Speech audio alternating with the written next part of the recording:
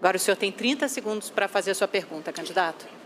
Boulos, a Rede TV foi a única emissora que foi na Suíça entrevistar o delegado Protógenes, que foi deputado federal, que colocou a pauta das urnas eletrônicas fraudulentas, provando. O que você pode me dizer sobre as urnas eletrônicas do nosso país? Olha, Daciolo, e a todos que estão nos assistindo em casa, primeiro eu só queria fazer uma correção aqui. O Henrique Meirelles fez uma insinuação a respeito de trabalho. Quero dizer que eu não sou banqueiro, eu sou professor, escrevo e ganho minha vida honestamente. Luto ao lado do sem-teto com muito orgulho, há 17 anos, de quem precisa de casa. Estou junto com sem-teto, com sem-terra, só não estou junto com sem-vergonha, como alguns aqui estão. Agora, em relação a isso, Daciolo, as urnas eletrônicas são um sistema que, internacionalmente, não há qualquer tipo de reparo em relação a ele. Eu não tenho por que ter qualquer tipo de questionamento às urnas eletrônicas. Mas nós temos que questionar outras questões da democracia brasileira. Democracia não pode ser apenas apertar um botão a cada 4 anos na urna e ir embora para casa. Democracia tem que ser chamar o povo para a decisão. E é isso que nós estamos dizendo aqui, com plebiscitos, referendos, e o nosso primeiro, em 1º de janeiro de 2019, é para revogar os atos criminosos do governo Temer contra o povo. Seu tempo, candidato, 45 segundos para a réplica. Nação brasileira, pilares da República estão sendo quebrados. Eu estou falando do teu direito da cidadania. O teu voto é secreto, mas tem que haver a contabilidade dos votos. É provado que há fraude, sim, nas urnas eletrônicas. E eu quero convidar você, nação brasileira, a entrarmos juntos numa ação para que venhamos votar em cédulas. Tem que haver as cédulas, porque senão já está tudo escrito lá no final. Já está tudo programado. Já tem um candidato da nova ordem mundial para entrar no país. E não fique pensando que isso é teoria da conspiração, não. Por que tinha uma lei federal que era para votar o voto impresso e não colocaram e tiraram ela? Como é que fizeram isso e por que fizeram isso? Vamos votar em cédulas, para a honra e glória do Senhor Jesus. O doutor Alberto Emanuel Albertin Malta, que falará pelo Sindicato Nacional de Peritos Criminais Federais. Vossa Excelência tem até 8 minutos também para se pronunciar e está com a palavra. Obrigado. Excelentíssima presidente, excelentíssimo relator, ministro Gilmar Mendes, excelentíssimos ministros, excelentíssima ministra. Falo em nome do Sindicato Nacional dos Peritos Criminais Federais. A pertinência temática de nossa intervenção vem da Resolução 23.550, editada pelo TSE, que indica quais são as instituições competentes a participar do processo antecipado de fiscalização e auditoria dos programas de computador que compõem a urna. Dentre essas instituições está o Supremo Tribunal Federal e também está o Departamento de Polícia Federal, dentro do qual os peritos criminais federais com especialização em informática são aqueles que têm habilidade para interferir. E o fizeram. Participaram do teste público de segurança do sistema eletrônico de votação. Teste esse que foi composto, talvez, pelos maiores nomes da computação do Brasil. E o resultado foi que esses profissionais conseguiram, sim, encontrar diversos vícios, diversas falhas no sistema eletrônico de votação. A título de exemplo, conseguiram esses profissionais fazerem ataques ao sistema de inicialização da urna. Conseguiram gerar um boletim de urna falso. Conseguiram também obter a chave criptográfica da urna. Conseguiram ainda, e o que é mais grave, recuperar a ordem do RDV, que é o Registro Digital do Voto, e é o que garante o sigilo do voto. E, portanto, conseguiram identificar qual era o primeiro, o segundo, o terceiro voto de cada um dos eleitores. Senhor presidente, só me permite.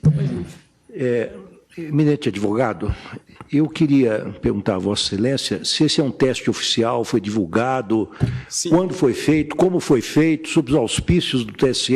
O TSE já porque fez. Queria dizer a Vossa Excelência que quando fui presidente do TSE, isso não significa absolutamente nenhuma antecipação de voto, opinião, nós fizemos uma auditoria pública por meio de edital, com personalidades que testaram a rigidez das urnas e que foram recrutadas, ou se habilitaram, melhor dizendo, a esse teste, pessoas oriundas da academia, das Forças Armadas, particulares, e naquela ocasião, depois de uma semana de testes intensivos, nenhuma falha nas urnas foi encontrada. Então, eu queria apenas que Vossa Excelência, se pudesse, esclarecesse que tipo de teste é esse que foi feito e quando foi feito, sob os auspícios de quem, a pedido de quem e como é que isto foi divulgado. Os testes foram feitos... E a participação, se possível, agregando a Vossa Excelência, do próprio Tribunal Superior Eleitoral, que faz esses chamamentos públicos diuturnamente. Os testes... Porque essa, senhor presidente, é uma imputação muito séria. Da maior gravidade. Da maior gravidade. Séria, e precisa verificar a verossimilhança disso. Eu estou impedido, senhor presidente, que eu formulei um pedido nas informações, mas eu queria apenas esclarecer que há menos de um mês foi realizado o último teste. Isso. Todos os processos eleitorais são feitos. E eu queria saber se foi nesse teste que... Teste de 2017 e de 2016. Ah, sim. Agora, principalmente foi encontrado pelo... tribuna é um dever do advogado. Pelo grupo G4, que é o grupo do advogado Peixinho, do perito Peixinho, pelo grupo também do professor Diego Aranha, da Unicamp, e também pelo grupo do professor Dourado Rezende. Ok? Se o relatório do TSE... Só para deixar isso claro, o TSE, com licença do advogado, o TSE, a rigor, sempre fez esses testes. Todos os chamamentos são feitos. E isso está, inclusive, nos atos normativos que balizam toda essa questão. E houve, de fato, e o tribunal sempre chamou, na verdade, chama os melhores hackers, os melhores peritos, para fazerem esse teste em nome da segurança do sistema. E depois faz o reteste, de modo que isto, neste caso, inclusive, o tribunal reconheceu o trabalho do professor Diego Aranha, que conseguiu progresso, mostrou falhas e depois houve a reprogramação. De modo que isto é absolutamente normal e só mostra a seriedade com que o TSE tem se havido nesse tipo de matéria. É absolutamente rotineiro isso que se faz. Mas só para efeito de... É que essa é uma afirmação que está sendo feita da tribuna, é muito séria. O questionamento do ministro Lewandowski, exatamente porque talvez as pessoas não saibam que estes testes são feitos a cada período, publicamente, com chamamento público e dado a público, inclusive, todas as informações relativas, mas Vossa Excelência continue e eu darei o interregno do questionamento. Obrigado, e apenas em resposta ao questionamento, o relatório a que me refiro é o relatório mencionado pelo ministro Gilmar Mendes e que está disponível no site do TSE. A minha indagação, o último reteste feito é de 2018, esses 2017. dados? 2017. 2016, 2009, 10, 16 e 17.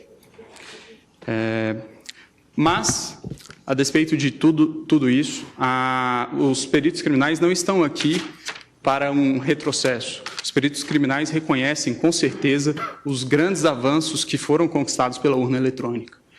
E é bom que fique bastante claro que a impressão do registro de voto não é um adeus ao voto eletrônico. O voto eletrônico permanece sendo um voto eletrônico, apenas com mais um mecanismo de auditoria. E aí é importante trazer quais são os 3 principais pontos que são indicados como as auditorias possíveis e viáveis em uma situação como essa. Indica os técnicos responsáveis pela elaboração do sistema que o RDV seria o registro digital do voto, seria um mecanismo para se apurar, se embaralhar os votos e se apurar a quantidade de votos. É bem verdade, mas esse sistema, o RDV, apenas permite apurar se foi adicionado ou excluído algum voto, e não se o voto foi registrado devidamente como o eleitor confirmou no momento que apertou o botão. O boletim de urna, do mesmo modo, ele permite sim uma auditoria, mas ele permite a auditoria da conferência conquistada escrito no boletim de urna com os resultados que foram apresentados no site do Tribunal Superior Eleitoral. Mas ele não permite, novamente, se verificar se o voto foi registrado de maneira adequada. E, por fim, a votação paralela, que resolveria essa situação que apresento, que seria o ato de se pegar algumas urnas no dia da eleição e fazer a simulação de uma votação para se verificar se a urna registrou adequadamente os votos. Elas, segundo informações do professor Pedro Dourado Rezende, na audiência pública realizada no Congresso Nacional, não seriam suficientes para isso, porque qualquer programador com pouco tempo e poucas linhas no código-fonte, conseguiria programar o sistema para que ele identificasse que o registro biométrico está sendo dispensado com um percentual acima do normal e para que, portanto, os vícios não surgissem nesse teste. Então, o professor, não vou ler por conta dos 8 minutos que me foram limitados, qual é o posicionamento do professor. E indica ainda o professor Diego Aranha, que existe ainda a possibilidade de fraude interna.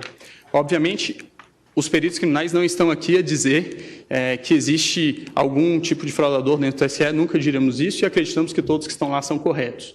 Mas o que está a se dizer aqui é que a democracia de um país não pode estar sujeita ao controle de alguns poucos técnicos que têm acesso ao código-fonte e também às chaves criptográficas. É necessário haver um controle do controlador. Garantir a auditoria ao próprio sistema eletrônico que se pretende ver se está sendo fraudado ou não, é garantir ao fraudador fraudar a própria auditoria. Então, a impressão do voto, ele permitirá que, em eventual situação de dúvida a respeito da rigidez do processo de escrutínio, possa haver efetivamente uma auditoria. E em relação a algumas das preocupações que foram trazidas pela Procuradora-Geral, várias delas já foram respondidas por uma resolução que veio a ser editada posteriormente pelo TSE, que é a Resolução 23.521, que dispõe, inclusive, como funcionaria no caso de a urna dar um problema, a impressora travar. Dispõe a resolução que existirá também uma impressora de contingência, haverá um lacramento sem contato humano para que essa impressora possa ser substituída. Também em relação ao argumento de que deficientes visuais não teriam como verificar o voto impresso, foi editado também em 2017 a Resolução 23.554 pelo TSE, que dispõe que o deficiente visual poderá ser acompanhado de uma pessoa de sua confiança. Sobre o risco também de que, durante uma pane da impressora, o fiscal de urna poderia chegar e ver qual é o voto daquela pessoa que está dentro da cabine, esse argumento também não me parece bastante plausível, tendo em vista que a urna eletrônica também pode travar com a sua tela congelada e também um fiscal de urna teria que entrar para trocar pela urna de contingência. O Brasil, excelentíssimos ministros, é o último país que ainda adota o sistema DRE sem o VIVPET. O VIVPET é exatamente isso que nós estamos falando, que é a impressão do registro. Países que em algum momento já adotaram o sistema que hoje adotamos, já o abandonaram. A título de exemplo, Alemanha, Bélgica, Holanda, Irlanda, Inglaterra, Rússia, Índia, Estados Unidos, Canadá e México. Por fim, excelências, utilizaria aqui mais uma vez a fala do professor Diego Aranha, que o ministro Gilmar mencionou, quando se trata dos argumentos de preço de viabilidade temporal. E aí eu vou tomar a liberdade de ler nesses meus últimos minutos. Diz o professor: é inegociável a existência de um registro físico para fins de transparência. Em situações de vitórias cada vez mais apertadas, não se pode ter dúvida sobre o resultado correto das apurações. Sobre a questão orçamentária, eu gostaria de finalizar dizendo que a possibilidade de auditoria de uma eleição não deveria ter preço. Esse é o requisito de qualquer eleição, provar para os participantes que o resultado é acurado e honesto. Isso não deveria ser negociável. A discussão, se não é possível acomodar no sistema atual brasileiro, para que ele possa ser transparente, inverte completamente a sequência lógica das coisas. Transparência é um requisito. E ainda em relação ao preço, são vários os exemplos que podem ser encontrados na rede mundial de computadores de gastos semelhantes com coisas que, acredito eu, não tragam tantos benefícios à democracia do país. A título de exemplo, o governo federal gastou 800 milhões de reais em publicidade no ano de 2017. O valor estimado para a impressão do voto, é de 2 bilhões de reais. Por fim, inexiste inconstitucionalidade no dispositivo. O dispositivo, a nosso ver, apenas torna mais constitucional o estado de coisas constitucional que já existe, e é nesse sentido que os peritos criminais federais requerem que seja julgado improcedente os pedidos da inicial. Agradeço a atenção de todos. Nação brasileira, maldito é o homem que confia no homem, mas bendito é o homem que confia em Deus. Parem de acreditar em homens, parem de acreditar em partidos políticos, eles são todos amiguinhos. Se eu olhar aqui à minha frente, eu tenho Álvaro Dias, eu tenho Henrique Meirelles, eu tenho Geraldo Alckmin e Marina.